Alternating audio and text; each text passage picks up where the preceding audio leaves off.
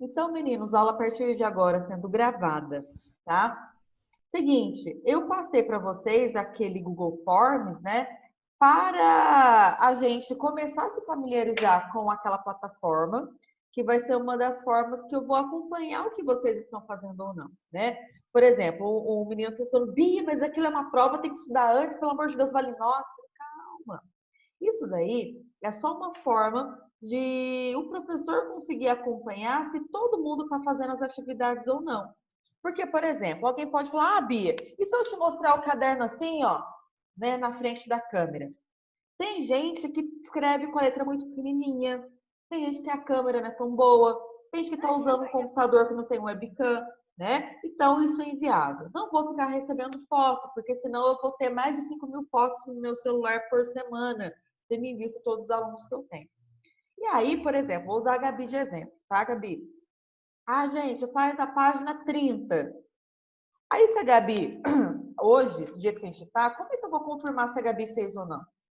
Não tem jeito. Ela até posta lá na casa dela, depois copiando a resposta, que a gente faz a correção, mas eu não sei se ela fez ou não, né? Não consigo acompanhar o que ela aprendeu, o que ela não aprendeu, não é? Não é bem mais difícil do que numa sala de aula, né?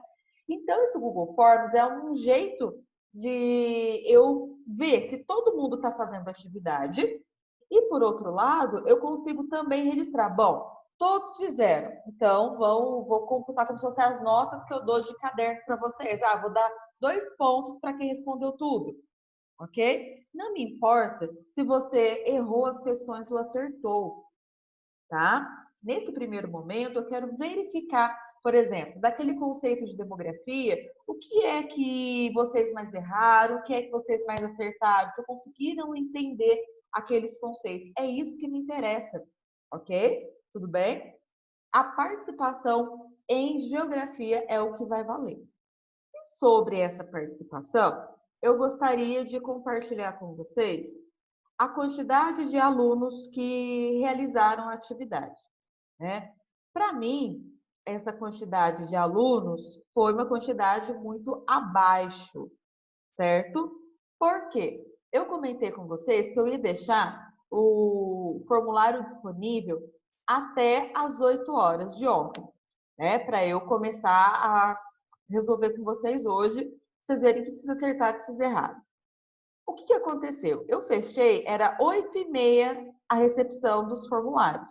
Então, quem me enviou até 8h30, tá aqui o nome. Quem tentou entrar depois não conseguiu enviar respostas. Se você tentar entrar agora naquele link, você não vai conseguir acessar ele. Então, ó, 25 alunos. É muito pouco. Temos vários alunos que não participaram. Temos alunos que assistem às aulas depois e a maioria do que está aqui na nossa aula sabia que eu ia mandar isso. Eu mandei lá no SAS Conecta, comentei aqui e ainda mandei lá no WhatsApp. E depois eu ainda relembrei no WhatsApp que vocês teriam que fazer a atividade. Então, lembra do que eu disse. Nesse primeiro momento, eu não estou avaliando se você acertou ou se errou, e sim a sua participação. Então, nessa primeira atividade, apenas 25 vão receber a nota por essa participação, tá? Então, essa é uma situação que a gente precisa ter bastante cuidado. Tudo bem? Ah, esse Nicolas que está aparecendo aqui para mim é o aluno novo, né, Nicolas? Não está aparecendo aqui, então você não deve ter enviado, tá? Porque eu pego essa lista exatamente lá do Google Forms, tá? Então, todo mundo que respondeu, tá aqui o nome, certo? 25 pessoas. E aí, então, a gente precisa ter esse compromisso, tá bom? Certo? Nos próximos capítulos, eu vou passar mais algumas atividades do Google Forms para vocês. Todo mundo viu que é facinho de utilizar, né? E não tem problema, tá? Se você não conseguir responder agora, vamos focar em responder os próximos. Não só comigo, mas com todos os professores, que acredito que a maioria vai utilizar o Google Forms a partir de agora. Tudo bem? Certinho? Então vamos começar a nossa aula de hoje. Hoje sim, glória a Deus, vamos começar a apostila 2. Vamos lá, pessoal. Só que antes de começar, né, eu quero passar com vocês sobre aquele Google Forms. Seguinte, A informação básica que tinha lá no cabeçalho, que hoje a Paraíba tem 4 milhões de habitantes e no último ano nasceram 100 mil pessoas e morreram 60 mil. Essas eram as informações básicas, certo? Para você responder. Então, olha só. Aqui eu dei um print nas perguntas e aqui ao lado estão as respostas, tá? Então, qual é a população absoluta da Paraíba? 4 milhões de pessoas. Tá? Então, tudo ali você precisava colocar só um número, precisava colocar vírgula, precisava colocar ponto, precisava colocar nada além de números, certo? Então, eu só coloquei para ficar mais fácil de ver, mas é só você colocar nesse local aqui 4 milhões, certo? Então, qual é a população absoluta da Paraíba? 4 milhões. Não estava escrito isso aqui, ó, lá nas informações básicas? Então, pronto. Qual é a taxa de natalidade? Colocar apenas números, eu vou colocar vírgula, eu vou colocar porcentagem, nada. Você está na Ana Luísa, por exemplo, Ana Luísa, Bia, não está dando certo, meu Deus do céu, o que eu faço? Ana, o Miguel, a mesma coisa. Coloca apenas números, não coloca ponto, não coloca vírgula, coloca palavra, não coloca símbolo nenhum, só número, ok? Então, aqui, esse exercício 2 pedia para você calcular a taxa de natalidade. Pessoal, a taxa de natalidade não é igual o número de nascidos vezes 1.000 dividido pela população absoluta. Feito isso, que são 100 mil, se eu tivesse isso mesmo, 100 mil vezes 1.000, resultado dividido pelo 4 milhões. Qual que é o resultado? 25. Esse número eu deveria ter colocado aqui. Aqui, pede para a gente calcular a taxa de mortalidade. A taxa de mortalidade não é igual o número de mortos vezes 1.000 dividido pela população absoluta. Então, eu pego 60 mil vezes 1.000, o resultado eu divido por 4 milhões. O resultado dá 15. Aqui, você precisava colocar basicamente o número 15. Aqui, pedia para você colocar o crescimento vegetativo, calcular qual que é o crescimento vegetativo. O crescimento vegetativo não é igual a taxa de natalidade menos a taxa de mortalidade? Então, 25 menos 15, 10. Então, o resultado foi positivo. Número 5, a última. A população da Paraíba aumentou ou diminuiu no último ano? O resultado não foi positivo? Então, a população cresce, pois o crescimento vegetativo é positivo. Teve pessoas que escreveram: a população cresceu, pois nasceram mais pessoas do que morreram. Perfeito. E aí, a última questão era para vocês analisarem a pirâmide etária da Paraíba, né? Então, basicamente, a gente pode dizer que tem muitos jovens, porque a base é larga, indicando uma alta taxa de natalidade. O topo é estreito, que revela que nós temos uma baixa expectativa de vida. Características essas de uma região subdesenvolvida, de uma região pobre, tá? Então, quem observou essas questões lá no seu formulário, conseguiu resolver de boa. Alguns alunos conseguiram acertar, outros não. Eu espero que todo mundo tenha conseguido ver o que acertou, o que errou. Daqueles que fizeram, habilita aí o seu microfone e me fala se teve dificuldade para fazer, se achou fácil o que tinha que fazer, se foi difícil. Responde aí para mim. Ô, Bia, acertei, mas eu acho... Gabi, eu acho que o seu microfone está um pouco ruim. Sua internet. Fala, Gabi. Melhorou? Melhorou. Eu fiz, mas eu não consegui ver as que eu acertei, as que eu errei. Tá. E também, eu achei até fácil. Eu não coloquei a opção de dar a resposta correta para vocês. Por quê? Imagina, você é a primeira a fazer. Aí você passa a resposta para todos os seus colegas. Entendeu? Se eu dar a resposta certa. Entendeu? Por mais que a gente está em casa, não tem como controlar, mas pelo menos eu não dou a resposta certa. Eu quero ver se cada um conseguiu chegar à resposta correta ou não. Porque, pessoal, por incrível que pareça, eu tive muitas respostas diferentes aqui. Das 25 pessoas que me mandaram, muitas respostas foram diferentes essas aqui, tá? Então, aquilo lá é uma forma de eu acompanhá-los. Tudo bem? Certo? Então, eu acho que por aqui você consegue ver o que você acertou, o que você errou. Né? Mais ou menos. Oi. Eu não sei se fui eu que não soube procurar direito, mas a taxa de natalidade e mortalidade eu não achei de 2019 nem de 2020. Aí eu fiz a de 2000. Deveria utilizar esses dados que eu coloquei aqui, ó. Eram esses dados que você deveria levar em consideração. É que eu procurei direto taxa de natalidade, taxa de imortalidade. tá? Aí Até não deu porque certo. esses dados aqui, por exemplo, a população da Paraíba, na verdade, não são 4 milhões de pessoas, são 3.980.000, nananã. Aí eu arredondei para não ficar dando número muito quebrado, sabe, com vírgula. Aqui é a mesma coisa, superou um pouquinho os 100 mil número de nascidos. Então, os resultados eles seriam um pouquinho diferentes. Se você pesquisasse o IBGE Cidades hoje, tá? Então, por isso que eu acabei arredondando os números. E para resolver, teria que ter colocado, levado em consideração esses números aqui das informações básicas do lado do cabeçalho, tá?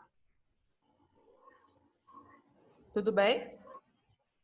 Então, vamos lá, pessoal. Agora, a gente começa a apostila 2, em nome de Jesus, falando de um país muito desconhecido por todo mundo. Por mais que a gente fala de Estados Unidos, todo mundo fala dele, a gente pouco conhece os Estados Unidos. E agora, nesse capítulo, a gente vai estudar, vai conhecer os Estados Unidos, nos seus aspectos físicos, econômicos, históricos, políticos, demográficos e assim por diante. Então, agora, a gente vai aplicar muitos conhecimentos que a gente tem sobre relevo, vegetação, clima, demografia, história, política, para conhecer os Estados Unidos, tá? Então, nesse primeiro momento, hoje, nós vamos estudar basicamente os aspectos físicos dos Estados Unidos. Bia, o que é aspecto físico? Aspecto físico é relevo, clima, vegetação e hidrografia. Tá? Vamos ver se a gente consegue ver todos esses 4 aspectos hoje. Antes, pessoal, da gente começar, eu gostaria de chamar a atenção para vocês nesses 3 mapas aqui. Olha esse primeiro. Isso daqui representa todo o nosso continente. Como que esse continente chama? América, certo? Tudo bem? Então, o nome desse continente é América. Tudo bem? E aí, pessoal, a gente vai ter algumas possíveis divisões da América. Tudo bem?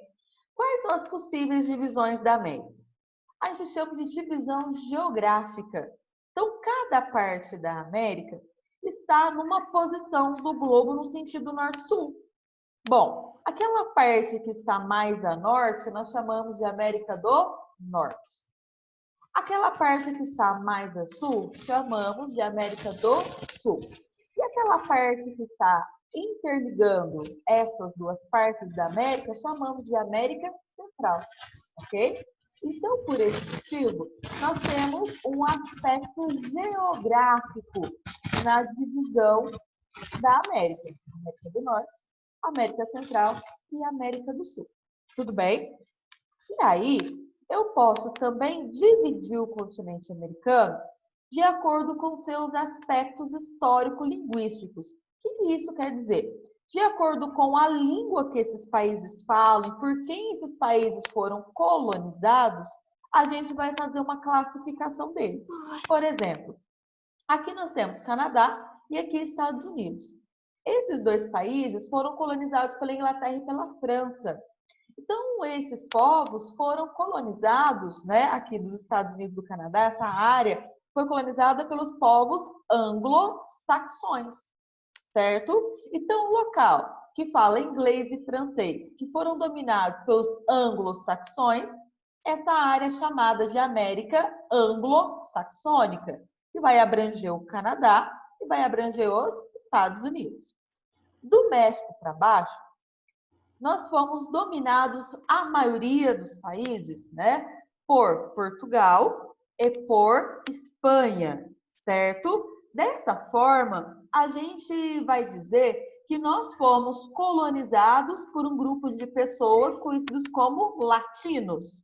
Então, portanto, a América, que foi colonizada pelos latinos, chamada de América Latina, que se fala o português e o espanhol. Então, de acordo com o aspecto histórico-linguístico, a América pode ser dividida entre América anglo-saxônica e América Latina. O Brasil, por exemplo, pertence a qual das Américas? Desse aspecto histórico-linguístico? Responde aí para mim alguém. Latino. América Latina, muito bem. No aspecto geográfico, o Brasil pertence a qual das Américas, no aspecto geográfico? Sul. América do Sul. América do Sul, perfeito. Só que eu comentei com vocês que agora a gente não vai falar do Brasil, a gente vai falar de qual país? Estados Unidos. Perfeito, Pedro. Estados Unidos. No aspecto geográfico, os Estados Unidos pertencem a qual América? América do Do Norte. Norte. Isso, América do Norte. E no aspecto histórico-linguístico, os Estados Unidos pertencem a qual América? Anglo-saxônica. Isso, perfeito. Então, pessoal, quando alguém perguntar para vocês qual é o nome do nosso continente, o nosso continente, ele é conhecido como América. Tudo bem? Só que nós temos duas formas de dividir. Então, os Estados Unidos pode pertencer à América do Norte e também pertence à América anglo-saxônica. Então, quando a gente fala, os americanos somos nós. Nós no Brasil, na Argentina, no Peru, em Cuba, no Haiti, no Canadá, todos nós somos americanos. Quando a gente fala, os americanos, eu não estou me referindo à população lá dos Estados Unidos apenas, ok? Tudo bem? Tendo isso aí esclarecido, vamos começar então a falar dos Estados Unidos. Então, os Estados Unidos no globo vai ocupar essa posição aqui, tá? Então, a gente vai ver algumas características em relação à sua localização. Em qual continente que os Estados Unidos está localizado? Na América, continente americano, tá? Pelo critério geográfico, ele está na América do Norte, que a gente já viu. Pelo critério histórico-linguístico, América anglo-saxônica. Tudo bem? Então, a gente vai observar que desse lado aqui, a oeste, os Estados Unidos é banhado pelo Oceano Pacífico. E aqui, do lado leste, ele é banhado pelo Oceano Atlântico. Tudo bem? O seu território, juntando todas as ilhas, as áreas descontínuas, como a gente tem aqui, por exemplo, os Estados Unidos ele vai possuir 9 milhões e 300 mil quilômetros quadrados. Tá? Se configura como um dos maiores países do mundo. Tudo bem? Assim também, os Estados Unidos é um dos países que mais tem população. Vai se destacar por ter 325 milhões de habitantes. O quanto isso é a mais que o Brasil? O Brasil, em termos de área, o Brasil tem cerca de 8 milhões de quilômetros quadrados. Então, os Estados Unidos tem 1 milhão de quilômetros quadrados a mais que a gente. Ok? Certo? A população do Brasil está mais ou menos 207 milhões de habitantes. Dos Estados Unidos, 325. Então, tem um pouco a mais, né? Certo? E aí, os Estados Unidos, toda vez que a gente fala dele, a gente pensa na riqueza do país, no poderio que esse país tem. E não é à toa. O seu PIB, aí, ele é um dos maiores do mundo, vai fazer com que os Estados Unidos sejam a maior potência mundial. O seu PIB, ele vai alcançar o patamar de 18,5 trilhões de dólares. Isso é muito dinheiro, o que corresponde mais ou menos um quarto de toda a riqueza que o mundo produz. Então, assim, ó, a gente tem 207 países, certo? Tudo bem? Oficialmente reconhecidos. Se eu pegar os 207 países e ver o que cada um produz, eu vou ver que só os Estados Unidos produz um quarto do que todos os países juntos produzem. É muita coisa, né? Então, um país só produzir tanto mostra o quanto que esse país é rico, ok? Mas, pessoal, os Estados Unidos só conseguiram se desenvolver do jeito que é pela condição histórica que ele enfrentou e pelos recursos naturais que ele tem. Então, a gente vai falar de alguns aspectos naturais dos Estados Unidos. O primeiro dele que a gente vai falar é o relevo. Tudo bem? Então, olha só. Esse mapa, ele vai mostrar para nós as áreas que são mais elevadas e as áreas que estão mais baixas, certo? Em altitude, beleza? Quanto mais próximo do vermelho, do marrom e do branco, eu vou perceber que mais altas são aquelas áreas, ok? Quando eu venho para o laranja e para o amarelo, eu percebo que são áreas um pouco mais baixas, como a gente vai ver daqui a pouco os exemplos. E essas áreas aqui, mais esverdeadas, são as áreas mais planinhas. Então, quais são as formas de relevo que vocês já aprenderam? Planície, planalto, montanha e depressão, né? Qual dessas quatro são as formas de relevo mais alto? As montanhas, não é? As montanhas são as áreas de maior altitude e no mapa, quais são as áreas de maior altitude? As áreas de vermelho. Então, eu vou perceber que nessa região toda aqui dos Estados Unidos, eu tenho uma cadeia de montanhas, e que tudo é montanha. E aí, quando eu venho para cá no degradê de cores, para o laranja e para o amarelo, então uma área que era muito elevada, agora não é tão elevada assim. Essa área é uma área cheia também de irregularidades, mas não é tão elevada. Essas áreas são chamadas de planaltos. E essas regiões em verdinho são as áreas mais baixas e mais planas, chamadas de planícies, ok? Então, se eu fosse do oeste para o leste dos Estados Unidos, seguindo esse caminho, eu perceberia que eu sairia de uma região de montanhas, passaria por planaltos até chegar às planícies. Só que olha aqui, tá vendo que tem uma região meio avermelhada, meio alaranjada, meio amarelada aqui? Essa área é uma área de grandes planaltos que tem dentro dos Estados Unidos. Guarde essas informações que depois a gente vai utilizar elas, tá? Então, quais são as formas de relevo que eu tenho dentro dos Estados Unidos, vindo de oeste para leste, né? A oeste eu tenho montanhas, no centro eu tenho planaltos e no leste eu tenho planícies, ok? Beleza? Então, memoriza isso. Oeste, montanhas, centro, planaltos e leste eu tenho as planícies, ok? Perfeito. E aí, eu preciso trazer para vocês, antes de falar dos climas que nós temos dentro dos Estados Unidos, lembrar das características que um clima vai ter. O clima ele vai ter características de temperatura e umidade. Ou seja, o quanto que chove, o tanto que faz de calor naquele local, certo? E aí, um dos influenciadores acaba sendo o relevo. Bom, por quê? Olha aqui, imagina que isso aqui seja uma montanha. Aqui é o mar. Aqui a evaporação pelo ciclo d'água provoca a formação de nuvens e essas nuvens são empurradas pelo vento para o continente. Só que essas nuvens, elas acabam se esbarrando numa cadeia de montanhas e aí começa a chover nesse local aqui. Por quê? Porque as nuvens que estavam bem baixinhas, pelo vento elas começam a subir a montanha. Quanto mais a gente ganha altitude, menos temperatura a gente tem. E aí, aquele vapor de água que estava na nuvem vai se condensar e vai chover. Quando essa nuvem consegue passar para o lado de cá dessa montanha, ela não tem mais umidade. Por quê? Porque ela já choveu tudo que tinha para chover do lado de cá. E aqui, vai ser um lugar úmido? Não. Agora, olha essa imagem aqui de novo. Nós temos o Oceano Pacífico aqui desse lado, certo? Então, formam-se nuvens carregadas de vapor de água. Quando elas vão ser pressionadas contra essas montanhas aqui, será que elas vão ter força para ultrapassar para o outro lado? Não. Vai chover tudo do lado de cá e do lado daqui não vai chover. Então, a gente vai entender isso. Por que que o Velho Oeste dos Estados Unidos é conhecido também como uma área de deserto, tá? Então, lembra disso. O clima tem grande influência do relevo, tá? Guarda essa informação, porque o relevo forma uma barreira. Tudo bem? Certo? E vamos lá para o seguinte. Outro fator que a gente tem que lembrar para estudar os relevos, para estudar, desculpa, os climas, são as zonas térmicas. Vocês lembram isso lá do sexto ano?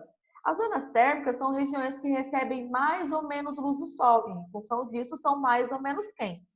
Então, as zonas térmicas que a gente tem é a zona polar, a zona temperada e a zona tropical. Os Estados Unidos, que a gente está estudando agora, ele está dentro da zona temperada. Bom, Bia, quais são as características da zona polar? A zona polar é muito fria, temperaturas muito baixas. A zona temperada tem temperaturas amenas, que é mais ou menos, não é tão quente, não é tão frio. E na zona tropical, a gente sabe que as temperaturas são muito altas.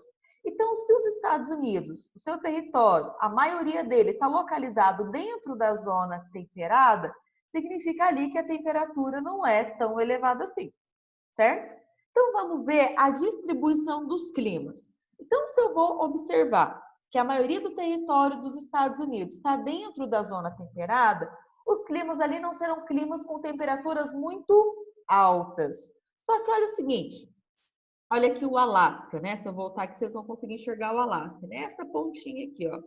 Ele está muito próximo de qual linha imaginária? Alguém fala aí para mim. Zona polar. Isso, está muito próximo da zona polar, próximo ao círculo polar ártico, né? Então, esse local, vocês acham que vai ser frio ou vai ser quente? Frio. Vai ser muito frio. Então, nesse local aqui onde é o Alasca, as temperaturas são muito baixas o ano todo e quase não chove. Tudo bem? Certo? A mesma coisa eu posso pensar nessa regiãozinha aqui, ó, que é chamada de região fria. Por quê? Porque ela também está muito próxima do círculo polar. E aí, a gente viu que em alguns locais temos montanhas que são muito altas. E aí, nós vamos dizer que nesse local eu tenho frio de montanha.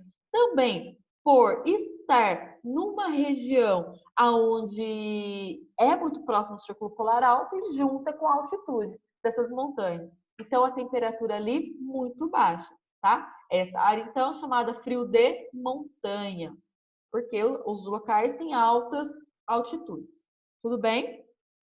Esse clima aqui é chamado de clima subtropical, certo? Esse clima subtropical também é chamado de temperado oceânico, em que as temperaturas ao longo do ano são medianas. Eu consigo perceber na vegetação as 4 estações do ano, tá? Qual que é a diferença desse subtropical ou do tropical oceânico para esse temperado aqui, né? Esse temperado é o temperado continental, tá? Ele vai acabar recebendo um pouco menos de chuva, mas ainda assim chove, só que um pouco menos, ok? E aí a gente percebe que esse clima temperado, ele é o que vai predominar, não é? Tem temperaturas amenas ao longo do ano inteiro. Lembra que eu comentei com vocês a influência do relevo no clima? Lá nos Estados Unidos, eu mostrei para vocês que nessa região toda a gente tem uma montanha, não tem? O que eu observo? Que do lado de cá vai chover mais do que do lado de cá, porque aqui a gente tem uma cadeia de montanhas. Essas cadeias de montanhas vão fazer com que haja um clima semiárido ou clima desértico. O que é um clima semiárido? É um clima que até chove, mas é muito pouco. Sabe lá no Nordeste, quando a gente vê aquelas áreas muito secas? É como se fosse aquilo lá. E um deserto, pensa no deserto do Atacama, deserto do Saara, tá? Por que essas áreas nessa região são desérticas ou semiáridas? Por efeito daquela barreira que tem aqui, que é a cadeia de montanhas que não deixa a umidade do oceano chegar até essa região aqui. Tudo bem? Pessoal, para a gente entender as características de cada clima, eu sei porque eu estudo isso há muitos anos, né? Mas vocês têm um jeito mais fácil de entender como que é o clima de cada lugar, que é interpretando um climograma. O que é um climograma? É um gráfico que vai trazer para nós as médias mensais de temperatura e de chuva. Então, olha só, as barrinhas são os meses do ano e essa linha são as temperaturas de cada mês. Então, por exemplo, janeiro. Deixa eu ver. O que a gente vai ver? Que em janeiro, eu vou ter acumulado mais ou menos 23 milímetros de chuva. Então, eu vou registrar todos os dias dentro daquele lugar que eu estou estudando quanto que choveu. E aí eu vou marcar aqui, o acumulado, quantos milímetros, certo? Fevereiro, mesma coisa. Março, abril, maio, junho, até chegar a dezembro, ok? E agora, essas linhas, eu vou olhar do lado de cá, ó, onde está medindo a temperatura, tudo bem? Então, aqui em janeiro, quanto que fez a média de temperatura? 5 graus. Bia, como assim a média? Eu vou pegar a temperatura média de todos os dias, vou somar ao longo do mês e dividir pelo número de dias daquele mês. Então, imagina, se a temperatura média de hoje foi 15 graus, então vou somar com a temperatura de amanhã, de depois assim por diante. Isso que é a temperatura média, tá? Então, o que eu vou observar? O quanto que chove ao longo de cada mês naquele lugar que eu estou estudando e qual que é a média de temperatura, isso todos os meses, certo? Tudo bem? Só que para interpretar um climograma, eu não posso observar só as médias mensais de temperatura e de pluviosidade. Eu tenho que saber interpretar também as médias anuais. Então, por exemplo, eu preciso saber como que é a amplitude térmica. O que é amplitude térmica? ao quanto que varia a temperatura, da mínima até a máxima. Então, por exemplo, olha aqui, essa curva é muito grande, variou muito da temperatura mais baixa para a temperatura mais alta? Se variou muito, eu falo, é uma grande amplitude térmica. Se a linha está mais ou menos reta, eu vou falar, a baixa amplitude térmica, porque variou pouco a temperatura ao longo do ano, ok? E eu preciso avaliar também, ao longo do ano, como é que teve a variação de pluviosidade, a variação de chuva. Se choveu mais ou menos o ano inteiro a mesma coisa, ou se teve algum momento do ano que a temperatura, a chuva diminuiu bastante ou aumentou demais. Coloquei aqui alguns exemplos, tá, de climogramas do Brasil para a gente ver. Então, nunca, turma, que eu vou pedir para você decorar um mapa dos Estados Unidos com os climas e me dizer quais são as suas características. O que eu vou dar para vocês? Por exemplo, oferecer para vocês um climograma. Então, vamos observar aqui, ó. Lá nos Estados Unidos não tem um climograma, não tem um clima semiárido? Tem, né? Então, vamos interpretar esse climograma. Então, olha só. Primeiro, vamos olhar a chuva. Chove muito ao longo do ano inteiro? Sim ou não? Sim ou não? Não. Não, chove muito pouco, né? Olha aqui, chove pouquinho, olha como é que tá baixinho aqui. Agora, olha a temperatura ela é muito alta, tá aqui próximo dos 30 graus. Mas variou muito essa temperatura? Não. Então, a amplitude térmica, ela é baixa. Então, o que eu percebo? Chuvas baixas o ano inteiro, temperaturas elevadas com baixa amplitude térmica, ok? Agora, por exemplo, observa esse aqui subtropical. Vamos observar chuvas. Chove bastante o ano inteiro? Chove, chove bastante, olha tanto. Olha o tamanho dessas barrinhas azuis. Agora, olha o seguinte. Como que eu analiso a temperatura? A temperatura ela é mais ou menos a mesma o ano inteiro? Não. Olha como que a linha da temperatura vai lá para baixo, vai lá para o negativo.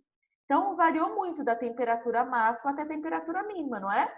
Então, eu vejo que tem uma grande amplitude térmica. A mesma coisa esse daqui, tá? Então, entenderam? Então, sempre vou dar um climograma para vocês. Então, por exemplo, tem um frio de montanha. O clima é chamado frio de montanha lá nos Estados Unidos, essa área aqui, por exemplo.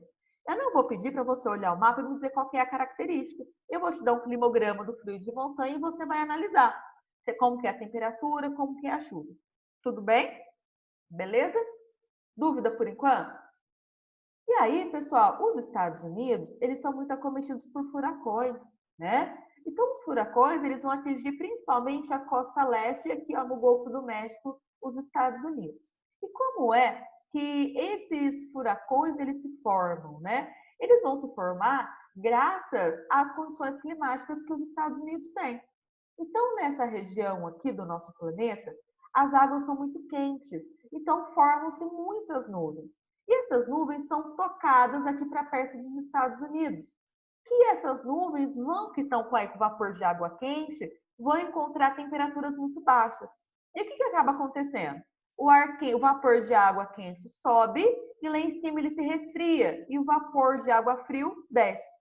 Quando esse vapor de água que sobe e desce vão começar a circular com cada vez mais velocidade, vai formar uma coluna de ventos. E à medida em que a evaporação fica cada vez maior, aumenta a ocorrência desses furacões. Os furacões eles sempre vão acontecer nessas áreas aqui próximo à zona temperada, porque a água na região abaixo da zona temperada, que é a zona tropical, é uma água muito quente. E aí, quando esses ventos vão tocar essas nuvens para as regiões mais frias, acaba acontecendo esse fenômeno, né? Dessa coluna de ar. E aí, para a gente saber qual que é a diferença, né, de uma chuva com um furacão, com um tufão. Então, por exemplo, o que acontece aqui na nossa região que a gente assiste, né, sempre acontecendo, são chuvas tropicais, né, que vão atingir no máximo 61 km por hora o seu vento. Quando muito, talvez alguns de vocês se lembrem, uns 4 anos atrás, aqui em Alfenas, teve uma chuva que derrubou um monte de árvore na praça, destelhou casa, quebrou muro e tudo mais.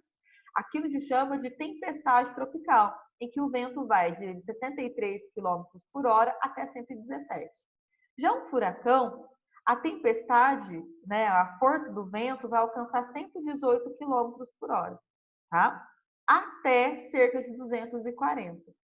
E se atinge mais que 249, eu tenho um super tufão, que vai acabar provocando cada vez mais destruições. Então, quando a gente fala de furacão nos Estados Unidos, a gente fala dessas destruições aqui, não é mesmo? Tá? Então, olha a diferença de chuvas que nós temos aqui para furacões. Todos os anos, os Estados Unidos são cometidos por muitos furacões. Fala. E os tornados? Os tornados, eles são tipos de furacões que estão dentro dessa característica aqui, ó. Tá? Tá. Beleza? Pessoal, não deu tempo de eu fazer tudo o que eu queria, mas já deu para adiantar um pouquinho o capítulo 2, ok? Assim que a aula acabar, vou colocar lá no SAS Conecta o link da aula e a tarefa. Acho que a tarefa, depois eu preciso confirmar, serão as páginas 7 e 10, mas depois eu confirmo para vocês, coloco no SAS Conecta. Quem não me mandou o nome ainda, por favor, me mande. Tá lá no bate-papo que falta poucos segundos para a aula acabar. Oi. Bia, Oi. o meu nome foi para você? Provavelmente, eu não estou acompanhando aqui, não.